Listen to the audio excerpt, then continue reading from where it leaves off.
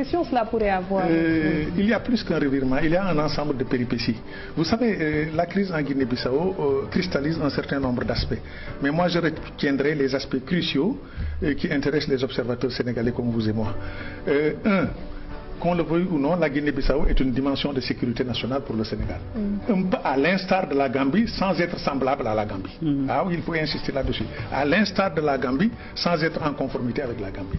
Mais quand même, quelque part, il y a une dimension de sécurité nationale. Parce qu'un régime ami à Bissau est une bonne chose pour nous, du point de vue de cette Casamance encore mal arrimée. Et avec ce MFDC, bien qu'il soit résiduel, il peut toujours trouver un sanctuaire en Guinée-Bissau. Ensuite, si le locataire du palais présidentiel de Bissau n'est pas ami avec le Sénégal, alors on peut se réveiller et faire face à des surprises désagréables. Donc, du point de vue géopolitique, on a le souci d'avoir sur place le prolongement d'une certaine amitié. Ça, c'est logique. Donc, de ce point de vue, on ne peut pas reprocher au Sénégal d'être favorable à... d'avoir un candidat. Et d'avoir un candidat et d'avoir un poulain, en l'occurrence Nballo. Seulement, la démarche du Sénégal aussi a manqué de tact et de Mais le président Macky Sall qui félicite déjà le candidat qui est supposé avoir gagné et qu'à côté qu'on voit ce qui se passe, est-ce qu'il n'est pas allé vite en besoin? Le président Macky Sall a fait plus que ça parce que tout le monde sait que le Sénégal a soutenu Nballo, mais ça c'est pas méchant. De toutes les façons, les parrainages existent. Voilà. Mais ils doivent être discrets et non ostentatoires. Alors dans ce cas précis, non seulement on a aimé et aidé Nballo, mais également on a convoqué et provoqué et créé et scellé une alliance anti-PAIGC ici à Dakar et de façon non discrète. Alors pour quelqu'un qui connaît l'histoire de la Guinée-Bissau, sa trajectoire historique, un pays qui a lutté arme à la main, dans ce pays, quel que soit le délabrement économique, quel que soit le délabrement institutionnel, quel que soit, passez-moi l'expression, le foutoir qui prévaut là-bas dans ce pays, il y a quand même un socle de dignité nationale. Et ils ont lutté arme à la main pour acquérir leur indépendance. Donc il y a des ingérences qui les choquent au plus haut point. Et je crois qu'on a manqué de discrétion, on a manqué également de finesse dans notre appui à Nballo. Maintenant, il y a aussi le personnage de Nballo lui-même qui est problématique. Pourquoi? Ah, oui. Voilà quelqu'un qui se lance dans des initiatives intempestives avec des déclarations sans restriction sur tous les sujets, alors qu'il vient d'être élu et non investi. Alors, il multiplie les déclarations les plus fâcheuses. Et permettez-moi de vous dire qu'en dehors du président Macky Sall, excepté Macky Sall, la plupart des chefs d'État de la CEDEAO, la majorité des chefs d'État de la CEDEAO sont contre lui. Et pour cause, à cause de son style. Le personnage est un peu loufoque, le personnage est un peu écervelé. Général d'opérette qui se permet de dire je serai investi, sinon il y aura la guerre. Ah bon? Il a une armée pour faire la guerre? Est-ce qu'il contrôle l'armée de Guinée-Bissau?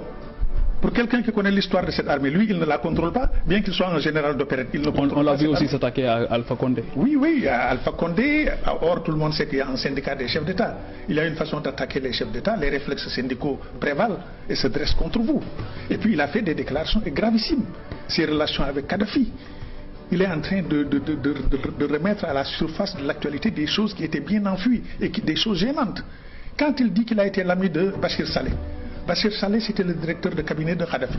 C'était l'argentier de Kadhafi vers l'Afrique. C'est lui qui s'occupait des financements.